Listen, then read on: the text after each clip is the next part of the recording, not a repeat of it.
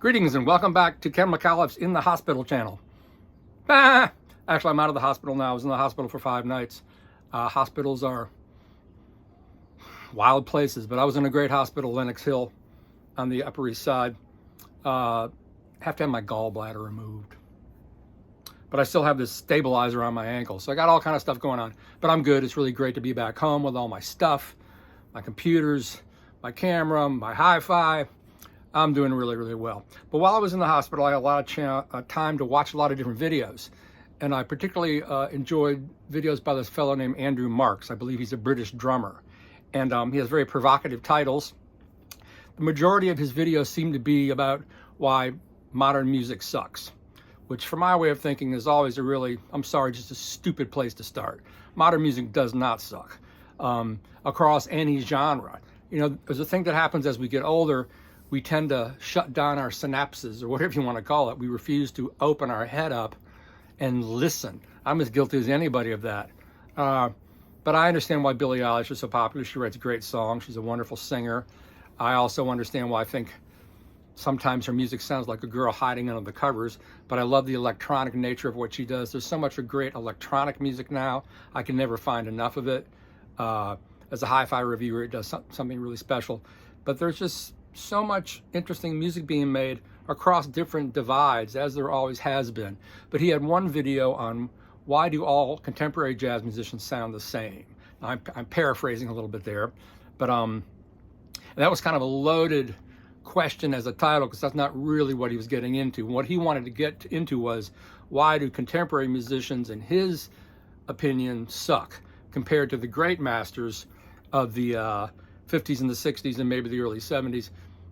I think most people would agree that 60s jazz was really over to some degree by the mid 70s. Even all of the great Back to Africa free jazz things, I think a lot of those were sort of spent by the mid 70s. You know, all the stuff with Horace Tapscott or Bag, I believe, out of Detroit. The Sam Rivers things happening in New York. There's a whole lot more there that I'm not fully aware of. But there are always so many divides happening in jazz. But to say that contemporary musicians suck is just, you know, extremely small-minded view of the world. I look contemporary jazz here in New York City. That's why I came to New York, was to be a player. I really wasn't quite good enough. I sort of lost the mojo to keep doing it, and I fell into writing. And I wrote for Downbeat and Jazz Times for a zillion years. And I used to write for Billboard, and I've written for Rolling Stone and Spin, and I used to cover the Grammys every year live for Grammy.com. Anyway, I did all kind of crap. But let's just take that idea that contemporary jazz musicians suck, or why do they all sound the same? They do not all sound the same at all, by any means. Now, today's contemporary jazz musicians are more technically advanced than the musicians from the 50s and 60s, but they lack the incredible originality of those musicians. There are a lot more musicians now than there were then. You know, there was no Berklee School of Music in 1955 or 1965. I think it didn't begin until 69 or 70, actually. Jazz was not something you went to a university and studied. It was more of an oral thing. I know I studied with a guy when I was still in Charlotte named James Baker, who had taught at Berklee, and he had also studied with Louis Hayes. And so I was getting that information from him and how to try to play jazz in that way. So today we have far more advanced players, but they don't have such incredible, iconic diversity. Someone like Elvin Jones versus someone like Frankie Dunlop, or Charlie Persip, or Arthur Taylor, or Arthur Edgehill, or O.C. Johnson, or Tony Williams. You know, Tony and Elvin being the incredible giants of that era, whose spell and artistry can still be felt and heard in every drummer going forward, through Jack DeJohnette into the modern day with Marcus Gilmore. Marcus Gilmore, another drummer, a modern day drummer. Let me talk a little bit about the modern day drummers, and I think this would all correlate fine throughout every instrument. And jazz is still New York is still the capital of jazz, so I think about the drummers based here in New York City, who are also totally different from one another. And there's a lot of young guys I've never heard of. But I think about a younger drummer like Kush Abadeh. I saw him playing with Melissa Aldana. That guy was just the level of kinetic connection these modern musicians have to interpret the music and play it so quick. It's like watching something bionic, or it's just astounding. I think of a lot of modern day contemporary jazz out of New York reminds me of the Alan Holdsworth album Secrets, which is one of the first albums I heard where everyone is just flying. They're just soaring through all these tunnels, and Vinnie Colaiuta is just on fire, and those songs are amazing. And that's that album still to me is an album of the future, Secrets. It's just astonishing. The arrangements are incredibly in depth. The ensembles they play within the arrangements are incredibly advanced. And I hear this among all these modern day players, be it Melissa Aldana, Emanuela Wilkins, Joel Ross. The arrangements are just mind-blowing, and the way they fly through the arrangements is really, really impressive. The old day cats could not have done that. There's no way, none of those guys could have played the arrangements these kids play today, because they're astounding how quickly they can play, and how at the level their minds are working to translate the music and play it and fly through these often very dense compositions. But I think of a drummer, let's start with Bill Stewart, who maybe is a little older. I'm thinking of someone along the age of Marcus Gilmore, who's maybe in their 30s. But Bill Stewart, I can't think of another drummer who has such an incredible mastery of the instrument. Bill came up through, known for his work with Bill Schofield. He plays a lot with Larry Goldings now, and Peter Bernstein. And he's very choice about his work, because he can be. But Bill, he sort of comes out of Roy Haynes, a little bit of Jack, I'm not sure what else. Some very, his straight ahead playing is very clean, very distinct. But he has such an incredible mastery and in such a developed language. He's one of the few drummers today, when you hear him play, it's Bill Stewart, because his language is so incredibly advanced and powerful, and he swings so hard. But his actual bag of tools is kind of small. It's what he does with the language he's developed that is so incredible. Then someone like Marcus Gilmore, who's younger, the grandson of Roy Haynes, who is kind of brought a Jack DeJohnette way of playing to a whole different level. Very multi-directional, multi-limb approach to playing jazz, and every part of the instrument of the kit could be playing its own role within the rhythm against other rhythms. He's really amazing. Someone like Nasheed Waite, for me, comes more out of the ECM school, John Christensen and all of that.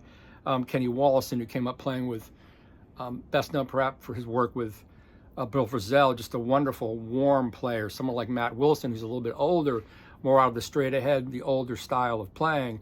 Tyshawn Sorey, who's known more for, he's a polymath, he's known more for his compositional skill, which is all very often contemporary classical. He just did a record of, which they were proclaiming as his approach to standards or to straight ahead. It really wasn't.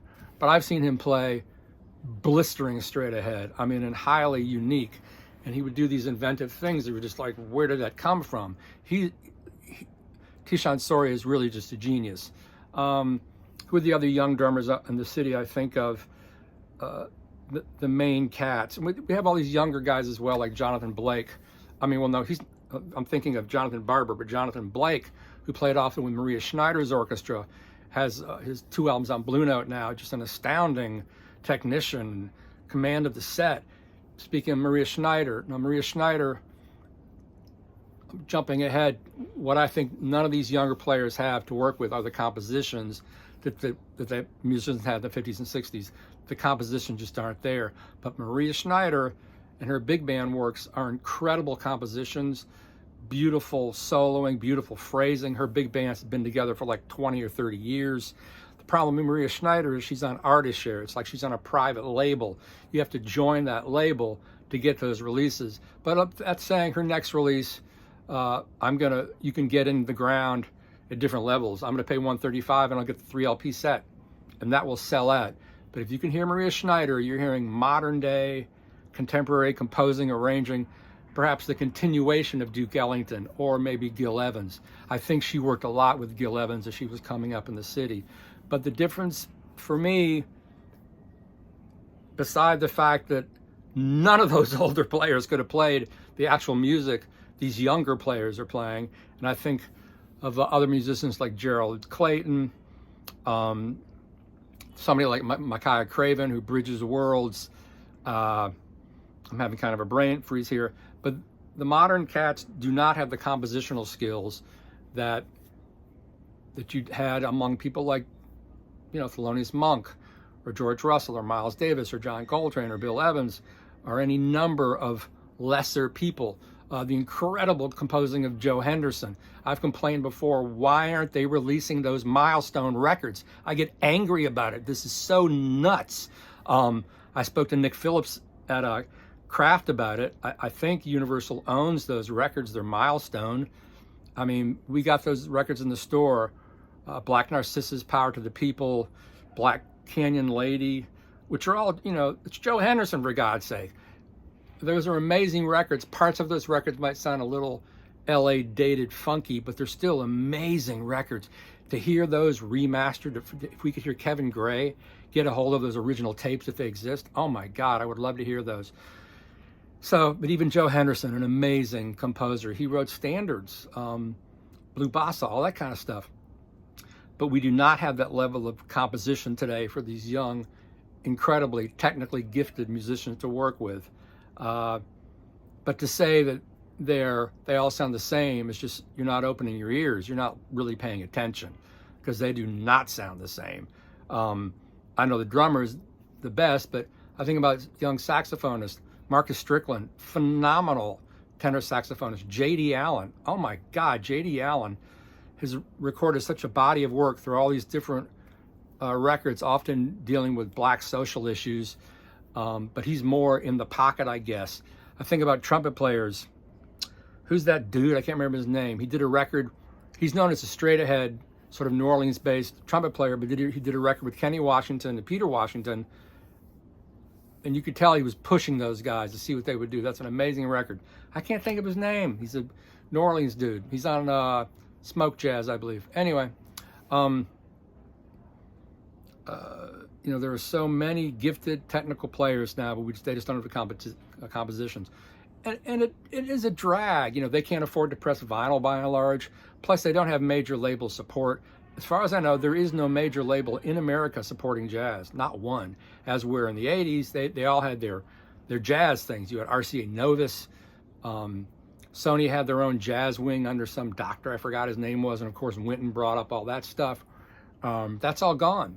Major labels now are just involved with promoting the, Taylor Swift of the day nonsense. They don't really care. It seems they care about jazz if they can reissue it endlessly and pull something out. There's no major label jazz artist on Sony that I'm aware of, or any of the major labels. So these younger musicians don't have that. All those artists we speak of in hushed tones all had major labels behind them, and those major labels had huge pop acts that made tons of money. Sony, everybody recorded at 30th Street. It was built in for them to be a star. There's no ground like that for today's modern young musician to stand on. And in the face of all of that, I think about how hard it is to live in New York. No major label support, inability to press vinyl. Some of these musicians are just astounding. I used to go to Cornelia Street Cafe all the time, see people like Mary Halverson. Oh my God, Mary Halverson is a fucking giant. You might not like her crazy metal thing, but she can turn around and play a Johnny Smith straight ahead Freddie Green thing all day long. She has mastered all that. She's a brilliant musician.